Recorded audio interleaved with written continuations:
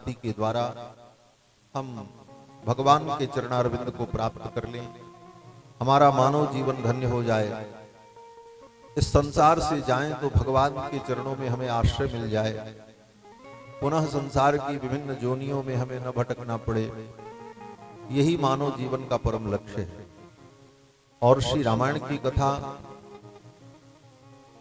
श्री तिवारी जी ने बताया, श्रीमद् वाल्मीकि रामायण की कथा हो रही है। श्रीमद् वाल्मीकि रामायण ही विश्व का प्रथम ग्रंथ है, आदि काव्य है।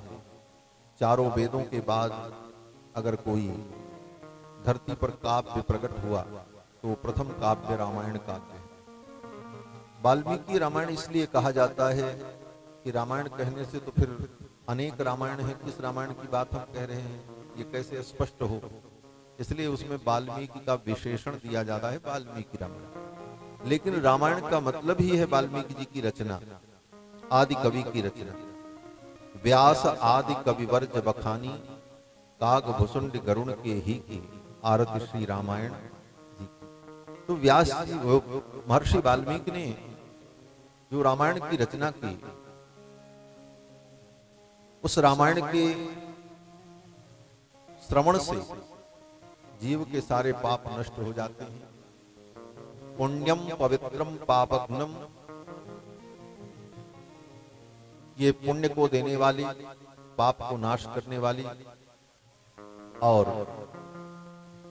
वेद सम्मत, वेद के अनुकूल, यह पठेद रामचरितम, इस रामचरित को जो पढ़ता है, सर्व पापै ही प्रमुच्यते, तो समस्त पापों से मुक्त हो जाता है।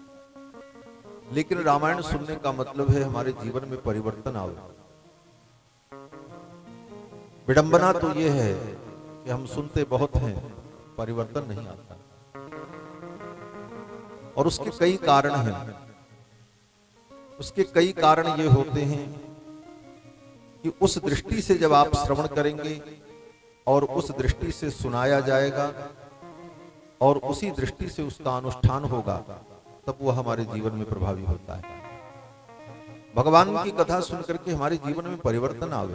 हम रामायण सुन लेते हैं, रामायण में सुनते हैं कि राम जी का और भरत जी का कितना प्रेम है। सारी दुनिया राम जी का नाम जपती है और राम जी भरत जी का नाम जपते हैं। भरत सरिस को राम स्नेही, जग जप राम राम जप यही।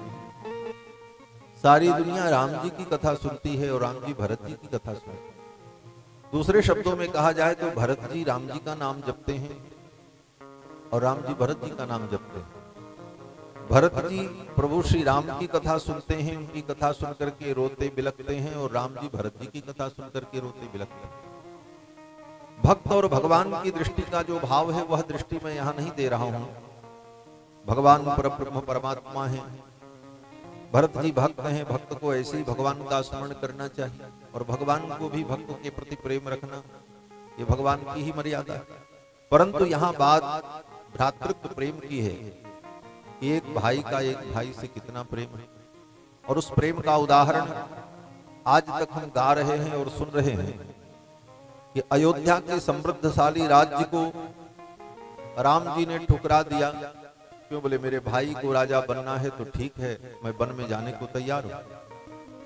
वह राज्य, जिस राज्य को देखकर इंद्र और कुबेर को भी लज्जा आती है कि मेरे पास उतना वैभव नहीं। अवध राज सुरराज सिंहाही, दशरथ धन लखि धनद लजाए। दशरथ जी के धन को देखकर कुबेर को भी लज्जा होती कि मेरे पास इतना नहीं, जबकि मैं देवताओं का वित्त मंत्री हूं। मैंने देवताओं के वित्त मंत्री कुबेर, लेकिन उनके पास उतना खजाना नहीं जितना खजाना श्री दशरथ जी के पास। और ऐसा राज्य जिसे देख करके इंद्र को भी सिहरन होती, लेकिन ऐसे राज्य को भी पा करके राम जी ने ठुकरा दिया। तो बोले भरत राजा बने। सब चाहते थे राम जी राजा बने, भरत जी को चाहने वाले ज्यादा लोग नहीं थे, मात्र 3 लोग थे। 3 लोग भी कौन थे? बोले एक तो मंथरा चाहती थी कि भरत राजा बने, एक केकई चाहती थी, तीसरा कौन चाहता था? बोले तीसरा राम जी चाहते थे भरत ही राजा बने, राम जी को कोई आपत्ति। और बाकी सब लोग चाहते थे कि राम जी राजा बने। अगर आज जैसी वोटिंग प्रणाली होती कि वोट डाला जाए, जिसको बहुमत मिले वो राजा बन जाए, तो वोट अगर डाला जाता, मतदान होता, तो सबसे ज्यादा मत किसको मिलता? राम जी को ही मिलता। और राम जी बहुमत से नहीं, बम्पर वोट से, जैसे आज बम्पर वोट कहा जाता है, बम्पर वोट से जीते, तो बम्पर वोट से राम जी जीत जाते और उन्हें सत्ता मिल जाती। लेकिन राम जी ने मर्यादा का पालन करते हुए अपने भाई के लिए राज्य ठुकरा दिया। और वही भाई भरत आए तो सब ने कहा ये राज्य तुम स्वीकार करो, ये धर्म है, तुम्हारे पिता ने तुमको दिया, तुमने छीना तो है नहीं, पिता ने दिया। और पिता की आज्ञा, गुरु की आज्ञा बिना विचार किए मान लेनी चाहिए। मां कौशल्या से पूछा गया तो मां कौशल्या ने भी कहा, पूत पथ्य गुरु आयसु अहै। हे पुत्र, तुम्हारे लिए यही पथ्य है, गुरु की आज्ञा है।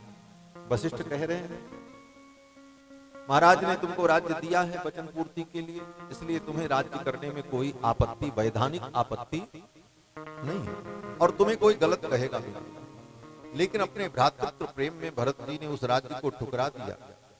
बोले ये राज्य मैं प्रभु श्री राम के चरणों में ही समर्पित करूंगा, इस पद के अधिकारी तो वही हैं। इस कथा का सार केवल इतना है कि अयोध्या जैसे समृद्धशाली राज्य को राम और भरत दोनों भाइयों ने फुटबॉल बना दिया। उनके पाले में जाती है फुटबॉल तो उधर से राम जी ठुकरा देते हैं, मेरे भरत के पाले में चली जाए, और भरत उसे ठुकरा देते हैं, मेरे प्रभु के चरणों में ये राज्य चला जाए। अपने भाई के लिए इतने बड़े राज्य को ठुकरा दिया, ये भ्रातृत्व प्रेम है। भरत कहते हैं हम नहीं, राम जी राजा बने, राम जी कहते नहीं, भरत को राजा बनना चाहिए। ये रामायण हमें सिखाती है। लेकिन ये सुनने के बाद हम रोज रामायण सुने और रामायण का पाठ करें और अपने भाई से एक बित्ते जमीन के लिए कोर्ट में मुकदमा लड़ें, तो ये रामायण सुनने का कोई मतलब नहीं है। भाई से झगड़ा हो, मुकदमा चले संपत्ति के लिए, और कहे कि भाई हम रामायण पढ़ते, बोले रामायण जीवन में होता है, राम का आचरण हमारे जीवन में हो। राम सत्यनिष्ठ हैं, राम धर्मनिष्ठ हैं, राम कर्तव्यनिष्ठ हैं। वो कर्तव्य, वो धर्म, वो सत्य की निष्ठा हमारे जीवन में उतरे, और वो निष्ठा जिस दिन उतर जाएगी, जीवन में आनंद का संचार हो जाएगा और हमारा जीवन बदल जाएगा। और भगवान श्री राम की कथा हमारे जीवन के हर पक्ष को प्रदर्शित करती है और हर पक्ष का मार्गदर्शन करती है। हमें भाई के साथ क्या व्यवहार करना है, पिता के साथ क्या व्यवहार करना है, मित्र के साथ क्या व्यवहार करना है, ये रामायण सिखाती है। हम रामायण पढ़ते हैं लेकिन अपना मित्र अगर गरीब है तो उसे भूल जाते हैं। बचपन में पढ़े हुए मित्र को, अब मित्र, कोई मित्र अमीर बन गया, कोई गरीब ही रह गया, लेकिन वो अमीर बनने के बाद, अधिकारी बनने के बाद, पद पाने के बाद उसे भूल जाता, उसे अपना मित्र भी नहीं कहना चाहता। लेकिन राम जी, बोले राम जी निषाद राज केवट को भी गले लगाते हैं। आत्म समझ सखा, महर्षि वाल्मीकि कहते हैं ये निषाद राज राम जी के कैसे सखा है? बोले आत्म समझ, आत्मा के समान प्रिय। जो अत्यंत प्रिय होता है उसको आत्मीय कहा जाता है, उसको कहा जाता है ये मेरे प्राण प्रिय हैं, आत्मीय हैं। ऐसे आत्म सखा निषाद राज को गले लगाया, केवट को गले लगाया, बंदर को मित्र बनाया। बानर मीत केवट मीत कहे सुख मानत, बानर बंधु बढ़ाई, जानत प्रीत रीति रघुराई। तो राम जी का ये आदर्श है कि मित्र के प्रति क्या व्यवहार हो, भाई के प्रति क्या व्यवहार हो, पिता के प्रति हमारा कर्तव्य क्या है। इन रामायण की लीलाओं को सुनकर, इन चरित्रों को सुनकर हम अपने जीवन में इन गुणों का आधान करें और हमारे जीवन में परिवर्तन आए, हमारी दिनचर्या बदले, तब कुछ होगा। बहुत बड़े ज्ञानी मिल जाएं आपको, ऐसे तो आजकल ज्ञानी की कमी दुनिया में नहीं है। आजकल घर बैठे सब ज्ञान मिल जाता है, क्योंकि आजकल एक बहुत बड़ा ज्ञानी गुरु इस दुनिया में बड़ा व्यापक हो चुका है, जिसका नाम गूगल है। गूगल से बड़ा गुरु कोई नहीं। आजकल लोग गूगल को ही गुरु बनाते हैं, क्योंकि उसमें बड़ी सुविधा है। किसी को गुरु बनाएंगे उससे कुछ ज्ञान सीखेंगे तो जीवन भर उसके सामने मत्था झुकाना पड़ेगा, तो अहंकार का पोषण नहीं हो पाएगा।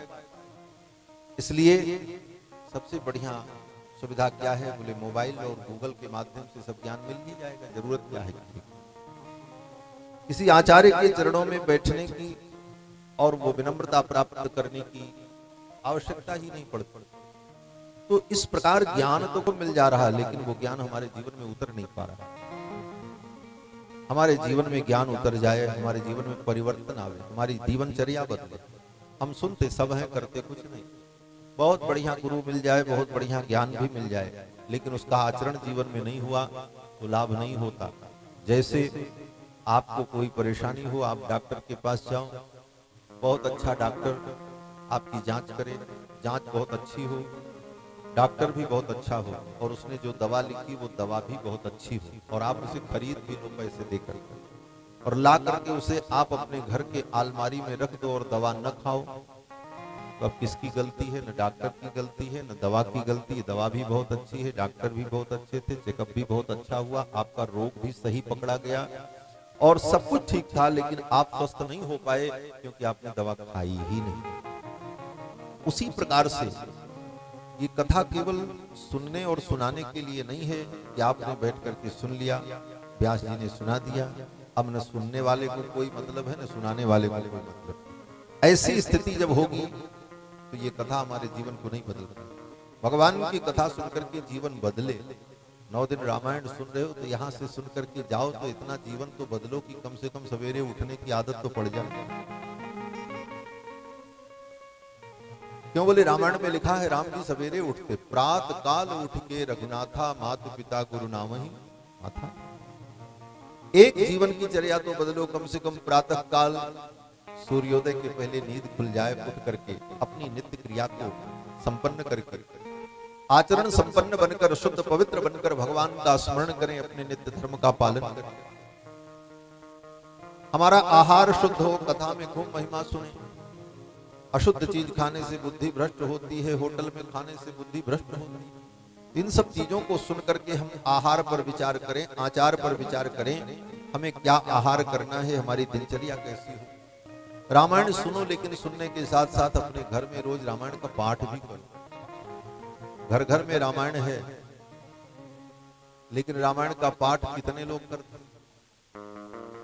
सुनने में ये कथा भी तब समझ में आती है जब आप कुछ समझोगे, पहले कुछ रामायण पढ़ते रहोगे तभी रामायण समझ में भी आती है। तो कम से कम अपने घर में एक नित्य नियम हो कि सवेरे शाम नहाने धोने के बाद कम से कम ज्यादा नहीं तो 5 दोहा ही रामायण पढ़ेंगे अर्थ के सहित, उसमें क्या लिखा है। सामान्य हिंदी अर्थ पढ़ करके भी समझने की चेष्टा करेंगे। भगवान विष्णु के सहस्र नाम का पाठ करेंगे। नहीं कोई मंत्र लिया, नहीं किसी को गुरु बनाया, तो कम से कम भगवान का नाम ही 4 माला बैठ करके सीताराम सीताराम भी करेंगे। ये सब क्रियाएं जब हमारे जीवन में होती हैं तभी जीवन में परिवर्तन आता है, तभी जीवन में बदलाव आता है, और तभी ये कथा फायदा करती है। तो मैं यही निवेदन करूंगा कि कथा सुन करके अपने जीवन में परिवर्तन आप लाएं, अपने जीवन को पवित्र और सुंदर बनाएं। आज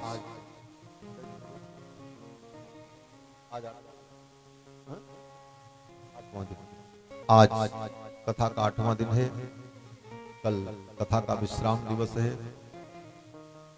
और व्यासपीठ पर विराजमान शुभम शास्त्री जी ने आपको सुंदर कथा सुनाई, कल भी सुनाएंगे।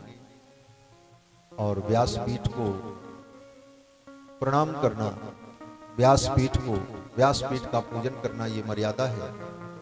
इसलिए व्यासपीठ पर विराजमान शुभम शास्त्री जी को अभी मैं यहाँ आशीर्वाद तो नहीं दे सकता, क्योंकि अभी तो वही आशीर्वाद हमको देंगे, क्योंकि व्यासपीठ पर बैठे हैं। व्यासपीठ की मर्यादा होती है, और अंतःकरण से सदा मंगल कामना करते हैं। इसी प्रकार भगवान का गुण गाते रहें और भगवान की महिमा का वर्णन करके धर्म का विस्तार, धर्म की रक्षा, संस्कृति और संस्कार की रक्षा हमारे समाज की हो, यही कथा व्यास का दायित्व होता है, यही कथा व्यास का उद्देश्य भी होता है, प्रयोजन भी होता है। क्योंकि धर्मो रक्षति रक्षितः, धर्म की रक्षा होगी तो हमारी भी रक्षा होगी, और धर्म ही जीवन का सार है। धर्म सार मिदम जगत, इस जगत का सार भी धर्म ही है। तो इन्हीं मंगल कामनाओं के साथ मैं अपनी वाणी को विराम दूंगा। आप सभी के लिए शुभकामना। आज भी मैं सुबह से बहुत ही व्यस्त रहा, कई कार्यक्रम थे। आज हमारी अयोध्या में हमारे पड़ोस के ही एक महाराज जी का 2 दिन पहले शरीर पूरा हो गया। आज उनकी श्रद्धांजलि सभा थी, और उस सभा में 3 बजे से बैठे बैठे अभी ज्यों ही सभा समाप्त हुई है, सीधे वहां से उठ करके मैं गाड़ी में बैठा हूं और यहाँ आया हूं। और कल ही मध्याह्न में मुझे निकलना है, मुंबई जाना है। और हमारे यजमान प्रवेश तिवारी जी तो मुंबई से यहाँ चले आए हैं, लेकिन घरवा तो वहीं है, खाली रहेगा, चले जाएंगे। तो और हमारी जजमानन जो हैं तिवारी जी की पत्नी, तो ये तो परम भक्त हैं। तिवारी जी को बहुत कुछ पता नहीं रहता, हमको पता रहता है। जब भी हम जाते हैं बंबई अथवा प्रयाग में मिलते हैं, तो इनको पता नहीं चलता, धीरे से नोट की गड्डी ला करके हमको पकड़ा देते, मेरे स्वामी जी रख लीजिए, भंडारा में लगा दीजिएगा, गौ सेवा में लगा दीजिएगा। ऐसी श्रद्धा है। मैं इस व्यासपीठ से उनके लिए भी मंगल कामना करता हूँ कि उनके पुत्र पौत्र सब धर्मनिष्ठ बने, और इस विद्यालय के प्रांगण में प्रतिवर्ष कथा के आयोजन का यही प्रयोजन है कि जो लोग दूर कथा सुनने नहीं जा सकते वो भी यही कथा सुने, और उनको भी कुछ ज्ञान विज्ञान मिले। और जहाँ भगवान की कथा होती है, राम नाम उच्चारण होता है, वेद मंत्र का पाठ होता है, वहाँ का वातावरण पवित्र हो जाता है। और ये तो आप अयोध्या में ही बैठे हैं, बगल में ही यहाँ से थोड़ी दूर पर बिसुही नदी, बिसुही इसका नाम लोगों ने बिसुही तो कहा है, लेकिन इसका नाम वाल्मीकि रामायण में वेदश्रुति, वेदश्रुति नाम की नदी। तो वेदश्रुति नाम की नदी के तट पर आप लोग विराजमान हैं। ये सब अवध क्षेत्र है, अवध प्रांत है। श्रृंगवेरपुर पहुंचकर गोमती नदी पार करने के बाद अयोध्या की सीमा समाप्त होती है, और ये सब अवध क्षेत्र है। और ये तो इतना पवित्र स्थल है कि पुराणों में अयोध्या के पवित्र स्थलों में 2 पवित्र स्थल की चर्चा की गई। एक सरयू और तमसा के मध्य का भाग, और एक तमसा और वेदश्रुति के मध्य का भाग। द्वाबा सरयू और तमसा के मध्य जो है वो अवध अयोध्या, और फिर तमसा और वेदश्रुति के बीच का ये भूभाग जहां आप बैठे हैं, ये बड़ी ही पावन भूमि है। भले गांव है लेकिन ये तीर्थ ही समझो। और यहाँ भी तीर्थ में भी ये विद्या मंदिर, सरस्वती की उपासना का पवित्र स्थल, यहाँ पर प्रतिवर्ष ये कथा वातावरण को पवित्र और मंगलमय बनाती है। और इसी प्रकार धार्मिक आयोजन प्रयोजन होता रहे, जिससे समाज को, यहाँ के लोगों को भी आध्यात्मिक चेतना प्राप्त हो। यही कहते हुए सभी श्रद्धालु श्रोताओं के लिए मंगल कामना करते हुए, आशीर्वाद देते हुए मैं अपनी वाणी को विराम देता हूँ, क्योंकि मैं भी बहुत थका हूँ। इसलिए बस इतना ही कहेंगे। तो पूरी शक्ति के साथ भगवान नाम जय घोष करें। बोलो श्री सीतारामचंद्र भगवान की जय, श्री राधा कृष्ण भगवान की जय, श्री हनुमान जी महाराज की जय हो। जय जय सीताराम। पूज्य श्री स्वामी जी महाराज की जय हो, जय हो।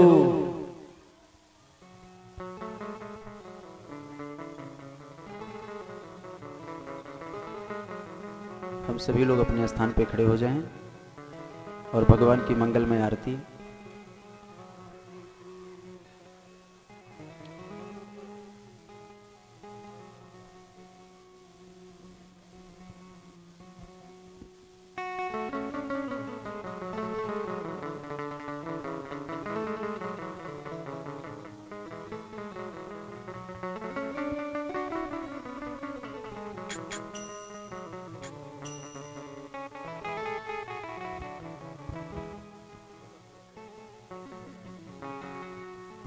हरि ओम। हे राजा राम तेरी आरती उतारो, हे राजा राम तेरी आरती उतारो, आरती उतारो